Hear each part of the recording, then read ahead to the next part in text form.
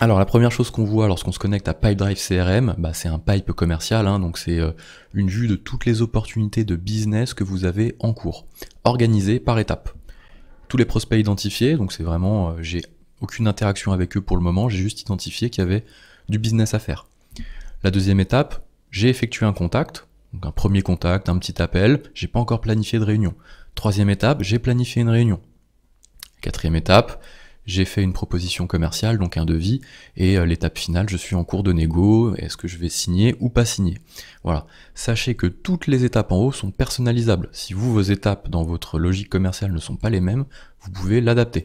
On le voit au niveau du paramètre ici, du pipeline, vous renommez ici vos étapes avec des probabilités de business par étape. Donc le but au niveau du pipeline, ça va être d'emmener toutes les opportunités que vous avez le plus à gauche vers une négociation, en tout cas tel que c'est organisé.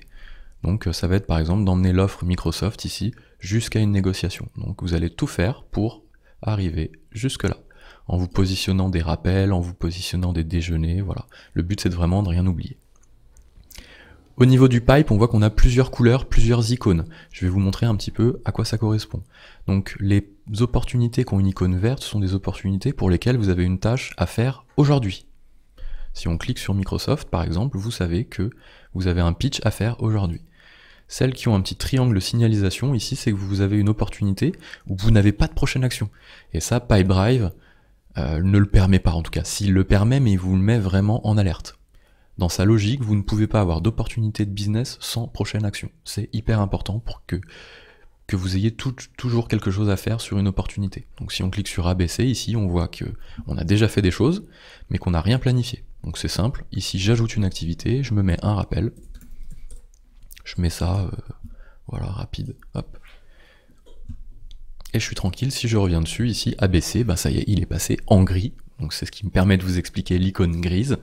L'icône grise, c'est que vous avez bien quelque chose de planifié dans le futur, qui n'est pas forcément aujourd'hui, mais à partir de demain. Dans 2 semaines, dans 3 semaines, dans un mois, le principal c'est que vous ayez quelque chose à faire dans le futur. Et donc je n'ai rien en rouge, donc je vais vous en mettre une en rouge volontairement, et vous allez comprendre en même temps que je le fais. Hop, on va mettre un truc qui a 2 jours. Voilà.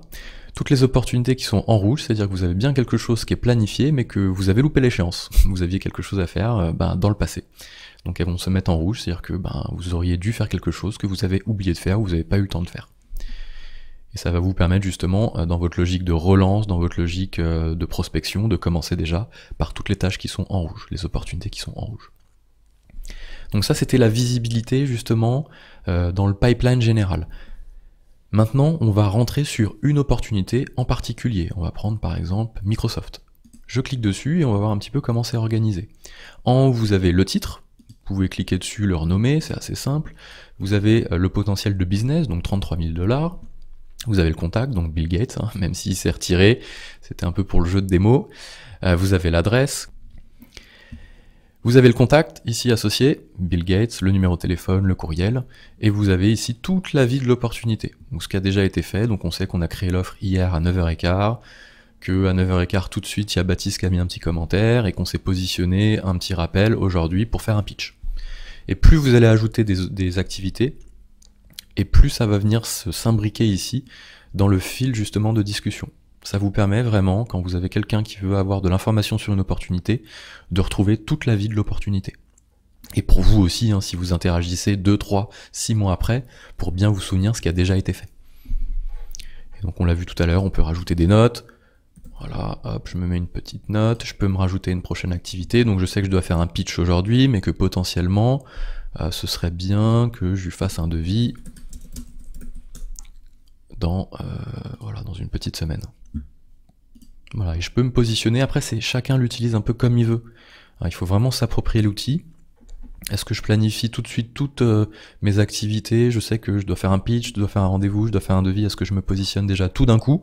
Ou est-ce que je fais au fur et à mesure? Alors, je fais mon pitch, une fois que j'ai fait mon pitch, je me positionne ma prochaine action. Chacun fait comme il veut, le tout, c'est de s'approprier l'outil et surtout de l'utiliser. Donc voilà, au niveau de l'offre, bien évidemment, un CRM, vous avez une base de données, société, contact, je passe rapidement là-dessus. Voilà, vous avez la liste de toutes les sociétés, de toute votre base de données qui sont affectés à ce commercial-là ou à tout le monde, ou à d'autres commerciaux. Vous avez la possibilité de sélectionner dans des listes ici. Même chose au niveau des contacts. Vous avez votre base de données contacts, donc là c'est les personnes physiques. Petite particularité intéressante, ici au niveau de la liste de toutes les organisations, vous avez la possibilité d'afficher tous vos prospects sur une carte. Imaginons que vous êtes en rendez-vous, vous vous géolocalisez avec l'appli et vous dites tiens bah géolocalise-moi tous mes prospects qui sont à côté. Je peux aller leur rendre visite, ça permet de fidéliser. Assez pratique. Voilà, donc on a vu la vue pipeline, on est rentré dans une opportunité, je vous ai montré un peu comment ajouter des activités. On imagine, je suis commercial, j'arrive le matin, je vois ça va pas trop m'aider pour attaquer ma journée et savoir ce que je dois faire. Heureusement, vous avez ici un onglet activités qui va vous recenser tout ce que vous devez faire aujourd'hui. Donc là c'est une vue calendrier, vous avez une vue liste, en fonction de ce que vous préférez. La vue liste va vous mettre d'abord les activités que vous avez loupées, donc qui sont potentiellement à faire en priorité, puisque vous auriez dû les faire déjà dans le passé. Et vous avez ensuite ce que vous devez faire aujourd'hui, puisque vous devrez faire dans le futur. Et donc là, on voit que on doit faire un petit suivi sur James Sullivan de l'opportunité Monster Inc. Hop, je clique dessus, j'ai alors si je m'étais mis plus de détails, j'aurais eu plus de détails. J'ai le numéro de téléphone ici. Si je suis relié avec un outil téléphonie directement sur mon ordi, en cliquant dessus, ça va appeler. Donc là, moi, vous voyez, on utilise AirCall. Ça va appeler directement. Donc une fois que j'ai fait tout ce qui est en retard, je vais passer à tout ce que je dois faire aujourd'hui, puis si j'ai un peu de temps, pourquoi pas ce que je dois faire plus tard. Donc ça, c'est vraiment la représentation de ma journée. On peut filtrer sur les types d'activités. Allez, je me mets sur mes appels, je me fixe une demi-heure, je me fais tous mes appels. Bon, après les réunions, voilà, je peux pas les faire d'un coup, mais si je dois faire par exemple ici des tâches, allez, j'ai fini mes appels, je me mets sur mes tâches, on va faire un devis, et après je me mets sur mes courriers envoyés, par exemple. C'est vraiment comment vous souhaitez l'utiliser. Est-ce que vous faites par ordre de priorité, par type d'activité? Voilà, c'est vraiment vous qui vous appropriez l'outil, et ça c'est hyper important. D'ailleurs, ici, les types d'activités sont personnalisables. Ici, ils ont mis appel, réunion, courriel. Vous pouvez rajouter, par exemple, un truc qui est complètement lié à votre activité. Vous aurez une liste d'icônes et vous aurez une petite brique qui se mettra à côté. Assez simplement. Voilà, au niveau des activités, c'est vraiment votre to-do list, ce que vous devez faire sur la journée, ou ce que vous deviez faire précédemment, qui se reporte sur la journée en cours, forcément. Voilà, quelques fonctionnalités assez intéressantes. C'est-à-dire que là, lorsque vous êtes sur les activités à planifier, par exemple, vous avez un prospect qui vous dit proposez-moi 2-3 dates pour un rendez-vous. Bah, en général, vous lui faites un mail avec 2-3 disponibilités, avec des tirets, lui il vous répond, vous planifiez. Voilà, c'est un peu chronophage. Donc là, directement, vous allez pouvoir proposer des horaires. Vous avez un prospect qui vous dit voilà, proposez-moi 2-3 dates là à partir du 27 novembre. Donc vous dites ok, hop, rendez-vous avec Apple. Et vous lui proposez quelques dispos à partir du 27. Donc le 28, vous regardez ici votre calendrier. Ah, bon, à midi je suis pas dispo, par contre, hop, à 16h je suis dispo. Je peux aussi être dispo le matin. Je lui propose aussi plusieurs journées. De 10 à 11 le mardi, 17 à 18, et on va même mettre, allez, le jeudi.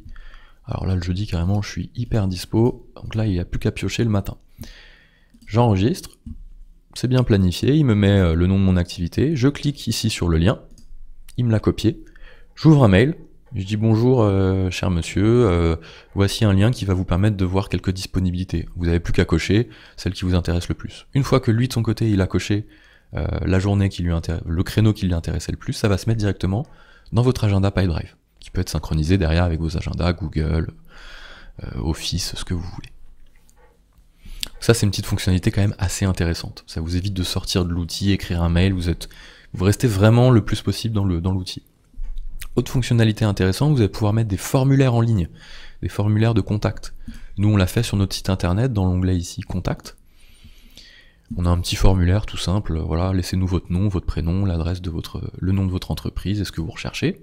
Si une personne remplit ça, ça va créer une opportunité ici, dans mon Pipedrive, à l'étape prospect identifié. Forcément, il mettra un petit triangle de signalisation. Je saurai que je dois faire un rappel ou je dois me planifier une activité. Et je saurai d'où il vient. Ça vient du site internet par exemple. Voilà, donc c'est ce qui permet vraiment d'éviter de ressaisir un maximum. Pipedrive est quand même assez concentré là-dessus. Vous perdez pas de temps à saisir, à ressaisir.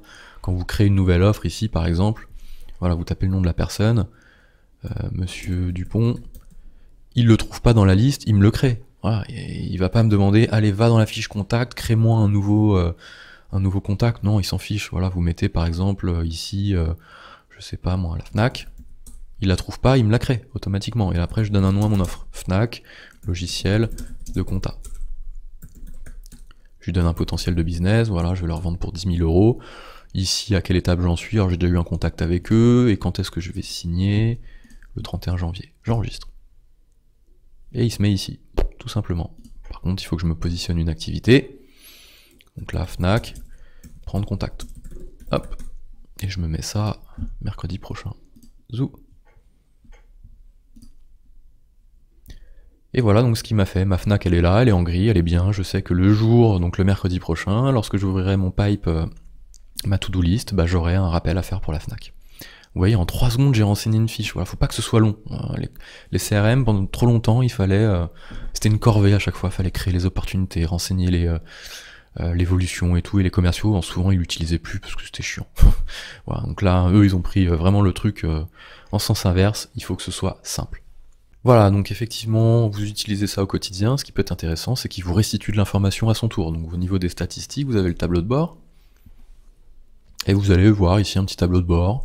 Les nouvelles offres qui ont été faites sur le périmètre qu'on analyse, donc ce mois-ci, les offres qu'on a perdues ce mois-ci, les messages qu'on a envoyés ce mois-ci, les offres, le nombre d'activités ajoutées, les activités terminées. Voilà, c'est vraiment une représentation synthétique de... Bah, c'est un tableau de bord, hein, voilà, il ne faut pas qu'il y ait de détails, c'est vraiment, il faut que ça saute aux yeux avec des couleurs, des jauges.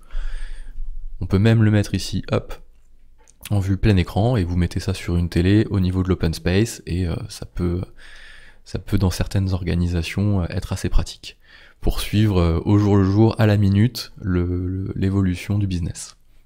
Ça peut paraître aussi un peu gadget pour certains. Vous avez la même chose au niveau des rapports, mais donc là c'est un peu précis, hein, c'est plutôt vraiment une organisation sur un sujet bien précis. Le nombre d'activités ajoutées, par exemple, par Baptiste. Il a ajouté 13 appels, une tâche et 6 déjeuners. Donc là c'est vraiment, on regarde ici ce qui peut nous intéresser en fonction du libellé, on ouvre et il nous sort le rapport. Donc voilà, on a vu Pipedrive sur ordinateur, on va passer sur mon smartphone pour vous montrer un peu l'application parce qu'elle est vraiment géniale. Hein, les commerciaux sont souvent en mobilité, et quoi de mieux que d'avoir une application directement sur smartphone ou tablette pour avoir accès à son CRM. A tout de suite. Voilà, donc on est directement connecté à mon smartphone, donc on va lancer l'application Pipedrive. Alors hop, elle est là. Et donc là, vous avez effectivement la représentation de ce qu'on vient de voir sur ordinateur directement sur smartphone. Alors moi j'ai un tout petit écran, si vous aviez un plus grand écran, vous auriez vraiment plus de détails. Donc là, la première chose, vous avez votre pipeline, avec la possibilité de naviguer dans toutes les étapes, comme on a vu tout à l'heure, hein, voilà, tous les contacts effectués, toutes les négociations que j'ai en cours. Si je clique dessus, j'ai le détail, je peux appeler directement en cliquant sur le petit numéro de téléphone, en raccrochant, ça va m'ajouter une nouvelle activité directement au fil d'actualité. Même chose, je vais pouvoir regarder aussi la liste de toutes les choses que j'ai à faire aujourd'hui ou en retard.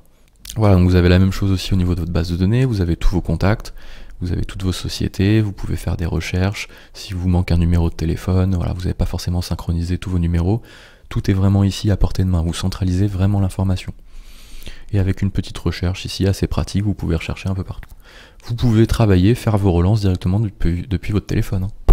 Franchement, vous vous mettez ici, et à la suite, vous faites vos activités, vous appelez, vous raccrochez, ça enregistre directement l'activité dans l'opportunité, et ainsi de suite. Alors ce que je disais tout à l'heure, c'est qu'au niveau de la géolocalisation, il va pouvoir ici, hop, vous cliquez sur les offres qui sont à proximité, ou les organisations qui sont à côté de moi. Vous regardez ici, vous dézoomez un peu pour en voir d'autres. Alors j'en ai pas trop à côté. Si, voilà, j'en ai une ici par exemple. Hop, et je peux cliquer dessus et avoir le détail directement. Ce qui me permet, lorsque je suis en rendez-vous, de géolocaliser tous mes clients qui sont à côté. Et si je veux leur rendre visite, je peux directement. Voilà, donc là, ça c'est l'appli smartphone de Pipedrive. Donc qui est quand même assez bien faite. Donc voilà, présentation rapide de Pipedrive, hein, je vous le disais en début de vidéo, c'est vraiment une démo rapide. Si vous voulez plus d'informations, n'hésitez pas à nous contacter, on pourra rentrer plus en détail dans l'outil, vérifier si ça répond bien à votre activité, et on prendra le temps qu'il faut pour s'assurer que l'outil colle bien avec ce que vous faites. Donc n'hésitez pas à nous contacter, en haut de l'écran vous avez un petit lien qui s'affiche, et vous pouvez nous laisser vos coordonnées. Voilà, j'espère que la présentation vous a plu, je vous dis à bientôt, bonne journée.